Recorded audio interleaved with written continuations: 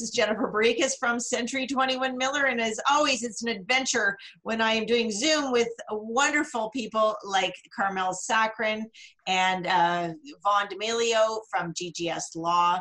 And I've asked them to come speak with us today because of what we're going through.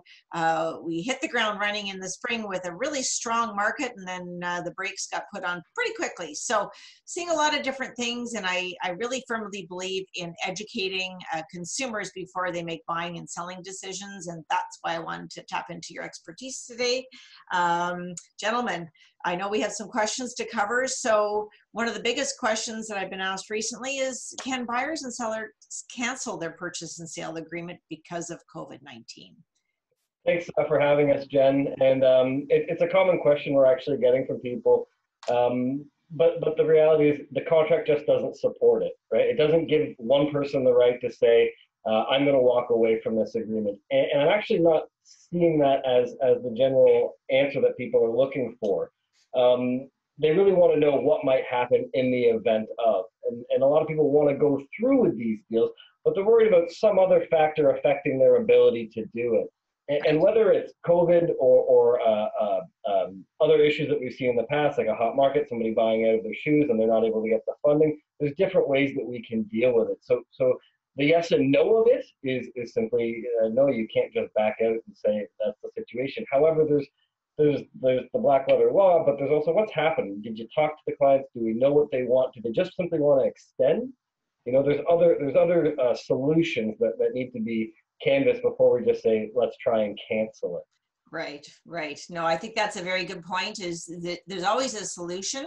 And the difficulty is, you know, when a buyer is involved in a sale or a purchase, I should say, you know, that seller may have already purchased, and the person who's bought their property may have already, you know, sold their property. So it becomes a bit of a snowball effect. So at the end of the day, I know I'm very big on communication. You guys are well aware of the number of times I've called you for advice on clauses, etc., and what's going on with my clients. But I think it just comes down to simple communication and just being very transparent with your lawyer, with your realtor, because you know, life happens, and nobody was expecting COVID, for lack of a better word, and what do we do now, right? And I think it comes down to simple communication. Karmel, do you want to chime in on this? Yes, let's just talk about this current environment. So it's not about COVID. I mean, COVID is now, you know, so let's cut past it. We're looking for an escape clause. Mm-hmm. COVID-19 has created a lot of concern and jitters among buyers, because people are wondering, am I going to lose my job after I close? Am I going to have to carry this mortgage and I don't have any income, or I'm going to have a loss of income from job cutbacks? So the COVID-19 has created a lot of nervousness, but let's talk about that. So if somebody loses their job before closing and they say, look, I don't have income, or I don't have the amount of income I need to carry my mortgage, I'm sorry, I'm going to have to back out of the deal. There's an old clause that we dug up from the history books, and it's one that's rarely used, and in these kinds of situations it comes up. So in the event of war or earthquake or something, you rely on a concept called force majeure, and it's really, force majeure is an old concept, and it really means if there was an act of God that no one could have reasonably predicted, the buyer, the seller, that nobody could have reasonably predicted, and nobody has any means of control. Nobody could have influenced it one way or the other. Meaning something outside of your control and outside of your reasonable consciousness, such as a pandemic. That's an act of God.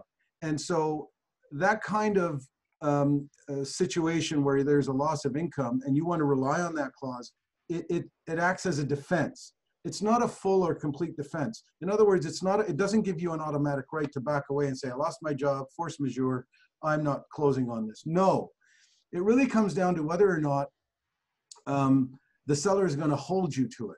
The seller has to make certain decisions. The seller has to say, is it worth my time and effort to force this guy to close the deal when he's not going to be able to really close it properly? It's going to delay things. It's going to cost me money, time and money with the lawyer. So And maybe the seller is happy to extend the closing, or maybe the seller is happy that the buyer walks away because now they can probably turn around and sell it to somebody for a little more money. So the buyer has to decide, am I prepared to take the risk of being sued? And if they are sued, here's what here's what the seller has to demonstrate. The seller has to demonstrate, A, that they've lost money, that they suffered damages. Because to sue for what? You can only sue if you've really lost money. So if the seller sells the house to somebody else at a lower price, then there's the damages in the difference in the sale value. If the sellers had to carry a mortgage for an extended period of time until the resale occurs, then there's added interest costs that they can sue you for, added legal costs. So what are the damages that that the buyer would end up incurring? We don't know. Now, here's the other thing. So the buyer gets sued by the seller for all these damages. If the seller sued the house for a higher value, which covered any of the additional losses or the supposed losses for legal costs or whatever else, then they don't have any damages to demonstrate. You're lucky, because even though you get sued, you're not going to have to pay anything because there's no damages on the part of the seller. But if there are damages, then the question becomes, is a judge going to rely on your defense of force majeure? Is the judge going to find that maybe you relied on it too conveniently? Maybe you could have gotten money, you had savings or something, and you decided just to walk away because you just chose it as a point of convenience so you don't deplete your savings.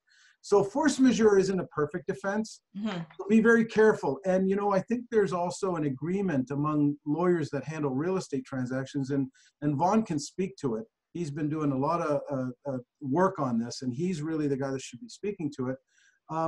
We don't like them. We don't like force majeure clauses because they're too argumentative. They don't really, it's not like an escape clause like the financing condition, which says, we'll waive it in 7 to 10 days, subject to financing, we're gonna go firm. Subject to inspection, we're gonna go firm. So if you put in a clause that says, if I lose my job before closing, I'm gonna bet, what seller is gonna accept an offer like that? They're So not. you might as well not put the offer forward, because it just it's bad for everybody's peace of mind and credibility in the matter. Yeah, absolutely. And to your point, I know we one of our questions we were going to discuss is putting the right clauses in, but I'll kind of circle around this question because I know in the past, and you guys have been so helpful, I'd rather call you ahead of time to ensure the proper clauses are in for my client than to have a problem after the fact. And I know there's a lot of talk online about putting COVID clauses in, and I know your thoughts are probably maybe that's not the best thing, right? Yeah, I kind of think that that general COVID clauses, the ones that I've seen, are not the best thing, and sort of for all the reasons that Karmel's already spelled out, in that they could just be more, create more gray area, more issues. And it's really probably, if you're the selling party, you probably don't want it in there because you're losing that certainty that you're trying to get with a contract. I've got a contract, I've sold my home. That's the feeling that you want. However, when you have these, and if it has to go in, I highly recommend that it goes to a lawyer to review and to flesh out those terms and make sure they actually work. A lot of them are hinging on the idea of an escrow closing, where the other practitioners are really familiar with escrow closings, and we have great ways to do it. But the terms need to be spelled out, and we all need to be on the same page. Right.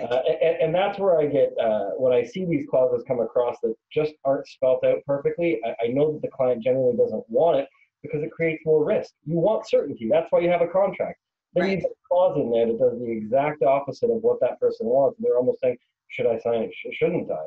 Well, you know, there's actually been, you want the good news about COVID? I know it's, I don't mean to belittle the tragedy of COVID, by no means. But the good news is that if you take your mind back to 2017, when people were overbuying, you know, the person that should have been, and I saw it, Vahn saw it. I think all lawyers saw it across the board. Clients that should have been buying a $600,000 house were buying an $800,000 house. They were borrowing and begging and money from their parents, getting gift letters. They were overbuying. And if you took those people and you flipped them upside down and shook them, you couldn't shake a quarter out of them. They basically overbought. Yeah. And that was scary. I saw it happening time and time again. And I just shook my head at it. I just said, oh my gosh. But you know what? At that time, people thought that that the houses were going to double in price. They'd never be able to afford a house, that they'd be completely out of the market. So I get it. But you know, now today, here's what COVID did. Here's the good news. People are now, if they say they can afford an $800,000 house, they're buying the $700,000 house. Absolutely. They're being more cautious and pragmatic and responsible in their purchase of real estate, because they know, and this is what COVID has done to them, that if the economy, and it might not be them, their income might stay constant. You know, it's not about just their income level, but it's about the fact that the economy is slowing down such that there might be less money around. So they're anticipating that if this impacts their business in some way or whatever, they're banking on having 3 to 6 months of mortgage payments if they have no income. Absolutely. So they're not buying the maximum that they can afford. They're buying the lower amount. And so if you shook them upside down, you'd actually get good money out of their pockets, Yeah, which absolutely. is a very good thing, because you cannot do that to yourself. It creates stress on an individual. Mm-hmm. It creates stress on the marriage. It creates stress for the kids. It's just, I think we've gone back to the 50s or 40s when people were buying homes that were modest, that were, you know, my father used to have an expression, don't extend your feet beyond your mattress. That's what was happening in 2017. Today, people are leaving some foot room at the end of their mattress. Oh, absolutely. That's the good. Not that COVID is good, but the fact is that people's money habits in real estate have really become better. And I see it, and I think Vahn sees it as well.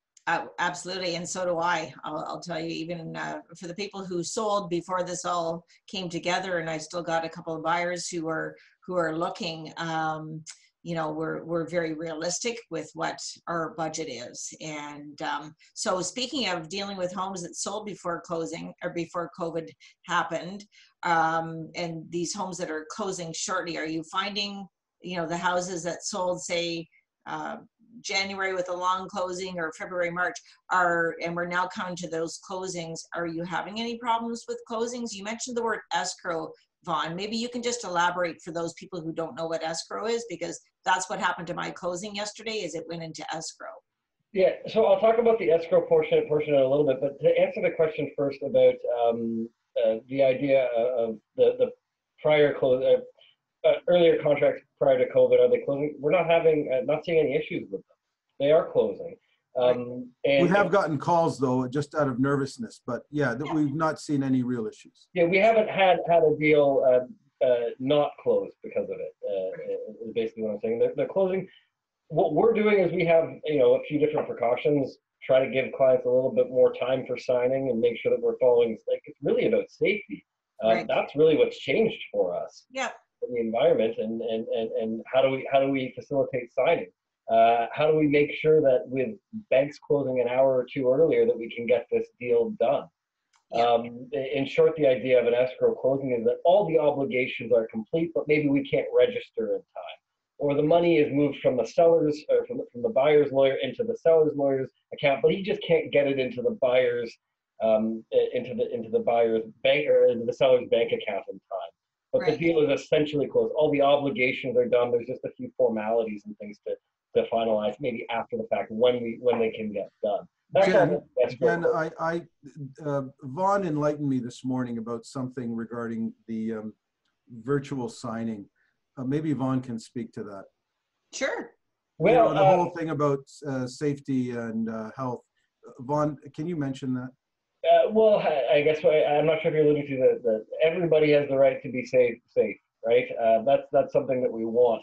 And there was an order in council that was passed last week or the week before to allow for certain procedures for virtual commissioning, right? As a lawyer, we're also commissioner of oaths. And I think Karmel's got the order right there. Right, yeah. And that allows, that was pressure through the government to change the regulation to allow for wills and powers of attorney to be done, to be virtually commissioned. Now, we actually haven't had that done for real estate closing documents. Right. there's one specifically on a selling side. It's called a statutory declaration. Right. And it's signed in the presence of. Now, Ontario Law Society hasn't given, they've given directives and bulletins, and they say, Right.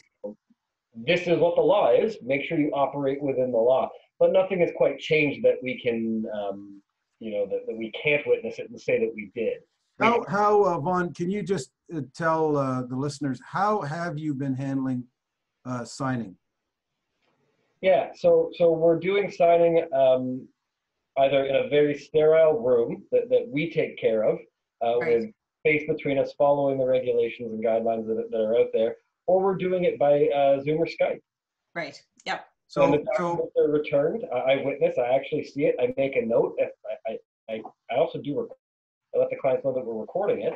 And that's my evidence of that. On this day, I explain to them this document, and they sign it in my presence. Right. They return the document in an envelope. I let it sit for 24 hours, and then I take it out and I sign it and commission it.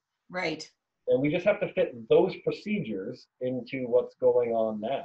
Right. We have time to ramp up for it, I think, to get those procedures in place. And it took a little bit of time to figure it out, but that's what we have to do. So what we do, Jen, is if it's husband and wife in the same household, we let them come in. If it's friends that are buying a house together, we stagger their entrance into a sterile room. We give them a sterile pen if they haven't brought their own. Right. We don't have any conversations or discussions. We review all paperwork before they come in. We send them PDFs so that they can see it. And so that when they come in, it's just simply, they'll have sign here stickies. They'll just turn sign, sign, sign, sign, and leave. Right. Either of those documents will follow by PDF subsequent to their departure. But we just get them in, main floor meeting room. They don't come up to reception. They don't come through the office situation. We have, and anybody that comes to the office, everybody knows who to expect. And they stay downstairs in a sanitized room, and they just key the extension number up on the phone, which is already, the keypad has been sanitized. So we're doing all the things, and we have, here's my mask. I have a couple of masks. I have this one. Yep. And we have new masks, but these are not dirty. I just pulled them out. And you notice I'm wearing rubber gloves. Yep. I wear these all day, and I wash soap and water with the rubber. So I wash my hands before I put the rubber gloves on. Put the rubber gloves on. Then I wash the outside of the rubber gloves. Yep. And I know you've seen me touching my face. I just washed my hands. So I haven't touched anything other than my masks, which are new. I just got this now out of the box. We have masks. I have 2 masks. So we are extremely cautious, and we respect each other's workspace. So Vahn doesn't go to the real estate assistant's workspace and touch. He'll go within 2 feet of her and he'll talk and give her instructions. Yeah. But he doesn't touch her keyboard. He doesn't touch her space. Yeah. So we are highly sensitive to ensuring safe space and distance, and maintaining all the proper measures. Yeah, the proper protocols. That's absolutely. Absolutely. I think we kind of talked about the next question we had, where what can people do to save the deal where there are legitimate delays due to illness. Have you seen this at all? Not legitimate delays due to illness, but the concept of saving the deal is not foreign. And actually, a lot of the situations we're seeing now are not just like, it is new because it's COVID, but the steps and the things that we do are not new because we do it all the time. Take 2017 hot market, people buying out of their shoes. The valuation metrics are off. The bank is not going to lend. What do we do to save the deal? You advise the client on the best option. Yeah. So legitimate delays due to illness, again, know the client. And you say due to illness, I mean, they're buying a property that's contaminated or potentially exposed. I think that's different. That's a different matter. But saving a deal, you've got different options. You've got the idea of extending, looking at the impact. And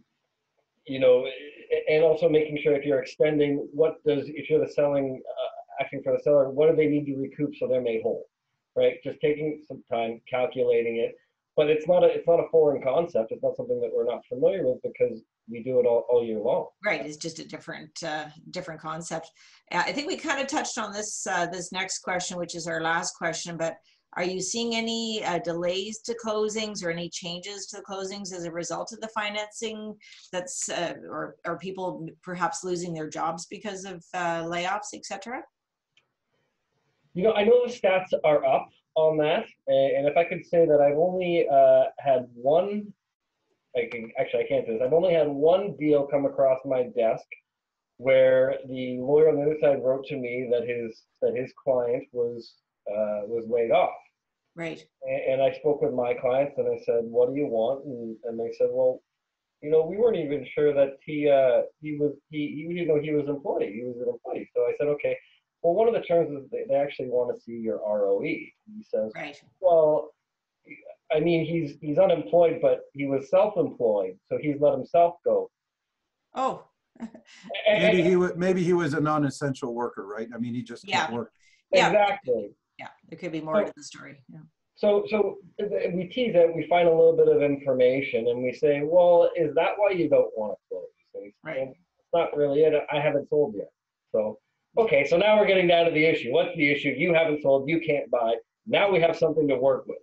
Yeah. Right. So I haven't seen it because people have lost their jobs.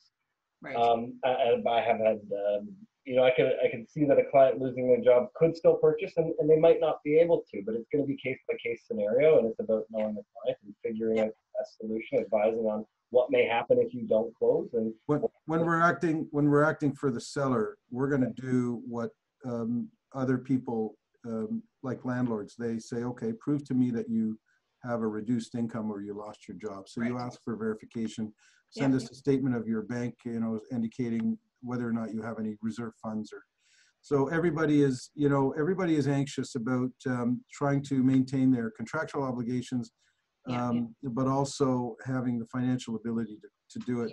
Vahn, can you explain about escrow? What is an escrow closing for those that are not familiar? Well, it's sort of, I think I mentioned it earlier. It's the idea that all the obligations are complete. The material matters. Keys are things, money is moved over. But let's say that due to a bank closing an hour or two early, because your agreement of purchase and sale says this will close between 9 a.m. and 6 p.m. Okay. But let's say the bank closes at 4 and the money is moved to the selling lawyer's account at 4:30. So technically, the buyers have completed their obligations, but that selling lawyer can't move that money out into his client's account that day. They'll close in escrow, which means the keys can be exchanged. The registration will happen during the registration hours, and all obligations are done. It's just that those final little bits that need to be done will be done after. That's what we're talking about in terms of closing an escrow. And I think, and I'm sorry that, you know, the downfalls from working from home is my dog is now wanting in my office because as soon as I go to work, he comes to work and lays on his bed. So bear with me, guys, as we. I'm in the same boat, Jen. Don't worry, we're all there. Absolutely. God bless him. But anyways, I think, you know, this just simply comes down to having strong communication. You know, most of the deals that, you know, that I do with agents, you know, I'm a firm believer in communicating quite well with the agents that I'm doing business with, and I think that creates a more seamless transaction going to the lawyers. And to your point, you know, you just asking the right questions of our clients to ensure that everything does come together. And you know, I'm sure we're going to have a different conversation in 3 or 4 weeks as the market shifts. I know, you know, banks are saying that we're going to see a bit of a stronger economy in the next couple of weeks. Who knows? Nobody's got that crystal ball, right? And so all we can do is just take each day as it comes. Thank whoever we want to thank for everything we have, and be grateful, and don't overspend. You know, that's really what. Jen, can I make one final comment that you touched on, which is excellent? Lawyers are the last resort. You know, when you involve a lawyer in an issue to problem solve, everybody gets their hackles up. It's a more defensive kind of approach by everybody involved. Right. It's more guarded. The reality is that you, as a realtor, are probably the better problem solver. And what that means is that transparency and open conversation should always lead. You know, if I was a seller and somebody comes to me, I can't close or I don't have money, you know, we use our nose. Our nose is the smell test, right? If it smells like bullshit, we're not going to buy it. Yep. But if you're open and upfront from the beginning with your realtor and the other realtor and the seller, that's going to create a healthier moving forward. I've seen people actually agree to really, I mean, I've been in this business 25 years. I've seen people agree to do the right thing and that's say, you know what, okay, I'm not going to hold you to it. Go on, I don't want to add to your misery. There are people like that. I believe in the goodness of people. Now, there are people that, you know, will hold your feet to the fire because everybody's losing money in this environment. And so get it. But openness and transparency with your agent and the agent trying first. If the agent can't problem solve it for you, the agent can speak to the lawyer, get some ideas, go back and try to work it. Once you put it in the lap of the lawyer, it's a different kind of situation. Yeah, absolutely. Absolutely. So, well, I think we've covered a lot, in fact, and I think, you know, maybe we'll have another Zoom meeting as things change or as I see things change. I'm always open to having conversations with you guys. You know, I love working with you, and we love working with you. Thank you. And I want to thank you, Jen. Your this issue and this meeting, this interview, it's such a timely issue. It's important that the message gets out there, and so thanks to you for doing such an amazing job. Thank you, gentlemen, and I'll be sure to share the video with you shortly. And I appreciate every second of your day because you guys are such an important connection for me with my clients. So thank you guys, and stay safe. Wash your hands. Take care. Thanks.